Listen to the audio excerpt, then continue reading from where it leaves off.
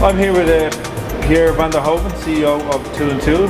Thank you for taking the time to speak at Apps Africa. Yeah, thank you. Can you tell us some more about Tuluntulu and what you're doing? Okay, we're a mobile content app.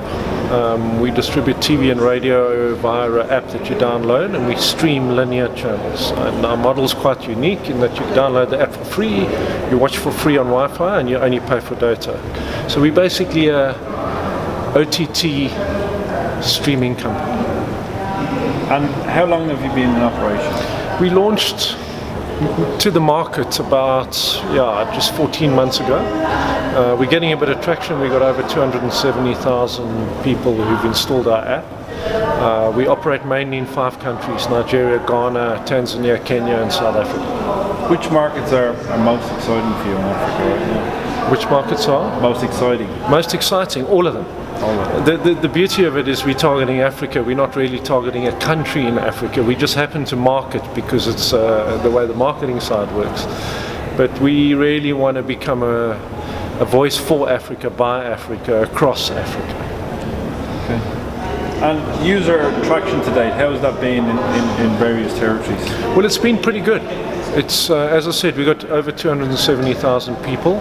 Nigeria and Ghana are starting to dominate, but it was about 1/3 West Africa, 1/3 East Africa, 1/3 Southern Africa. But in the last month or two, we're starting to see the numbers driven by Nigeria. And is there any specific sectors that are more popular in different parts of Africa, between, say, West Africa and South Africa? It's an interesting question. I think the answer is we've been surprised. Our most popular channels are a feature film channel running Nollywood movies, which is long form content on a what people call a small form device.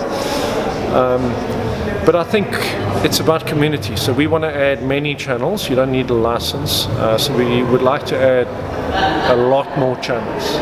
And I think we've all got a lot to learn about what people in Africa are going to watch. One thing we do know and we believe passionately in is Africans want African content. And I have a strong suspicion in a year's time a lot of it's going to be user generated. Okay. You raise an interesting point about video on demand. Some people question whether it's sustainable in Africa. What would you say to that? Yeah, video on demand is a fantastic international model. We got the success stories of Netflix.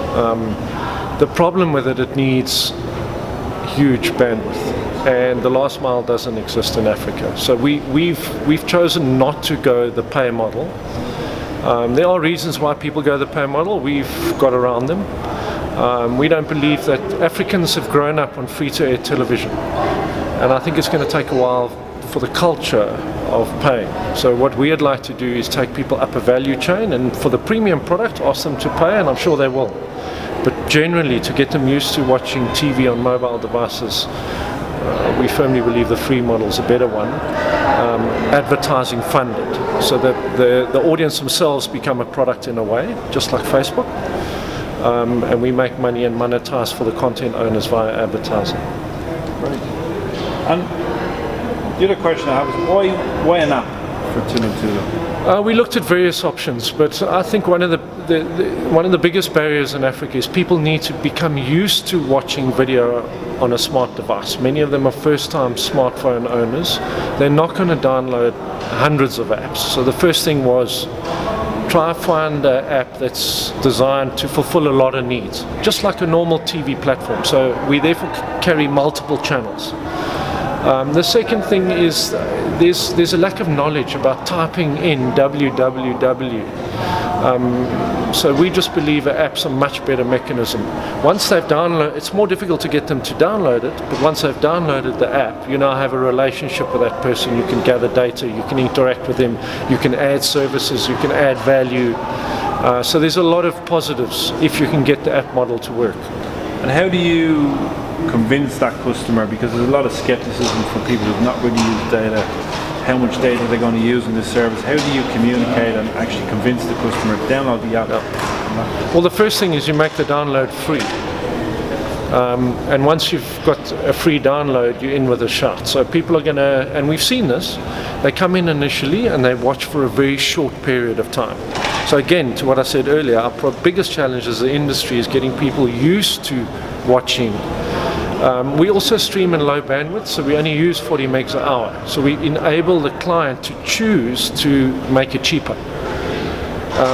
And I think over time people will get used to that. 40 megs an hour it's not overly expensive, but it's pretty clear that the market's reluctant to dive into the bill shock area by streaming endless loads of video content. And in terms of the model, you spoke about advertising. Longer term, do you think that's sustainable, or will it have to be there?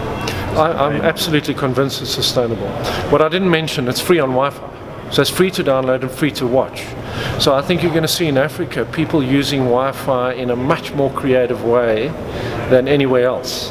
And there's a lot of infrastructure being built to build Wi-Fi networks for social development. We do that. We carry education, we carry social development programming.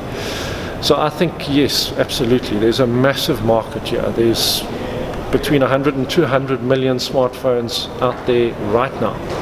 And that's predicted to go north of 300 million in a few years' time.